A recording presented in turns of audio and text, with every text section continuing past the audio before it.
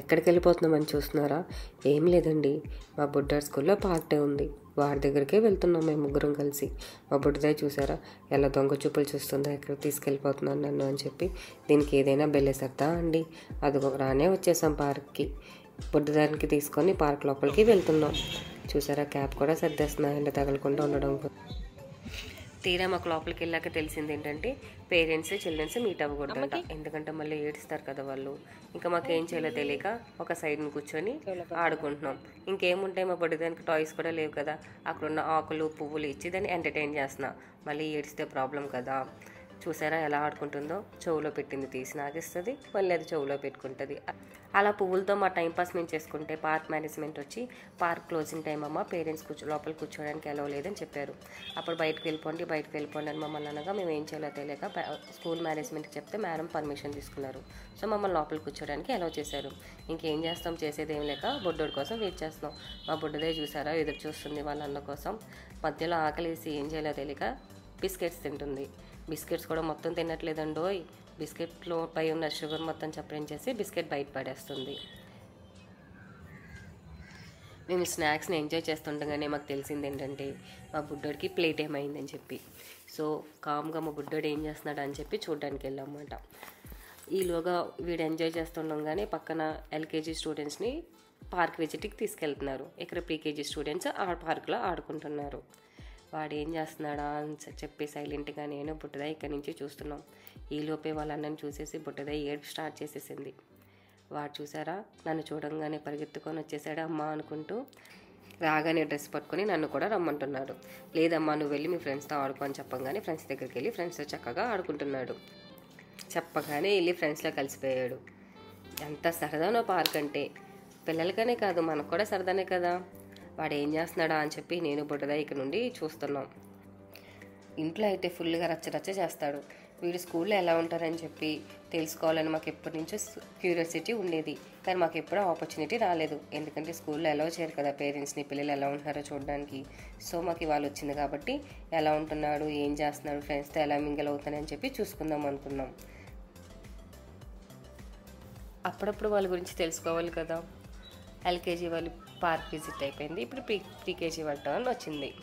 వాళ్ళతో పాటు పార్కులో ఏమేమి ఉన్నాయి, వాళ్ళు ఏమేమి చూస్తున్నారో వాళ్ళతో పాటు మీరు కూడా చూసి ఎంజాయ్ చేయండి.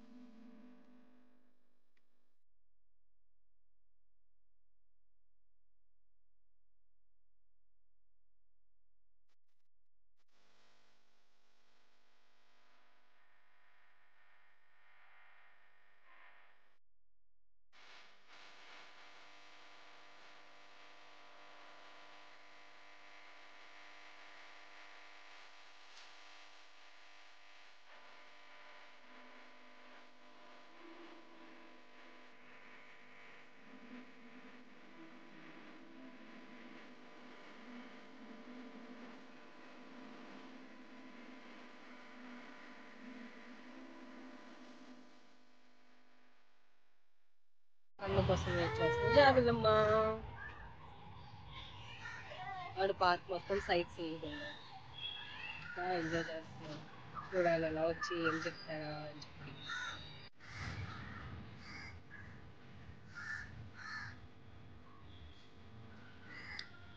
అలాగే ఇక్కడ అందరూ పేరెంట్స్ సెక్షన్ అందరూ వెయిట్ చేస్తున్నారు పిల్లల కోసం.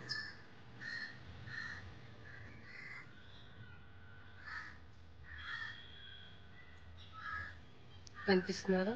ఒక్కొక్క చోట ఒక్కొక్క దగ్గర వెయిట్ చేస్తున్నారు.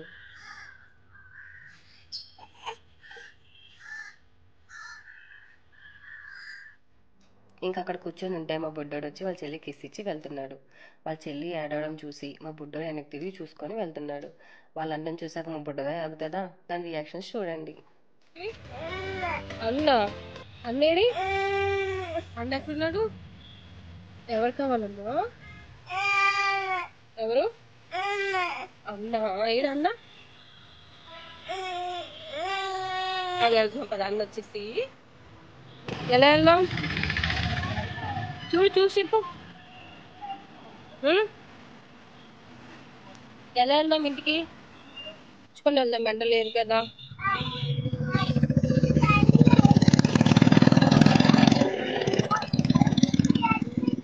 ఎక్కడుంది? ఏముంది?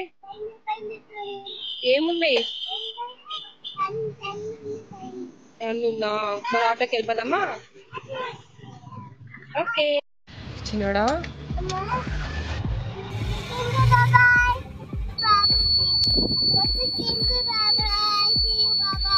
కొత్త గేమ్ స్కూల్ కాదు ఇది, వాళ్ళ ఒక్కరోజే.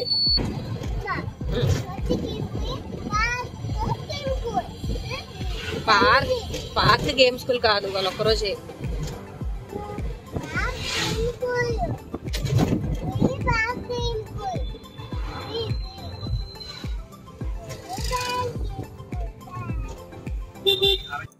ఏంటి గేమ్ స్కూల్ అంటున్నాడు అనుకుంటున్నారా?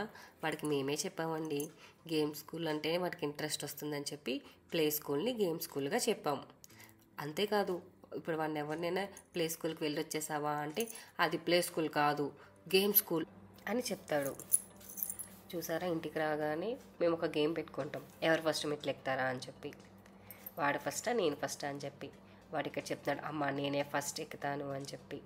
అలానే మెట్లు లెక్క పెట్టుకుంటూ ఎక్కేస్తాడు మెట్లు.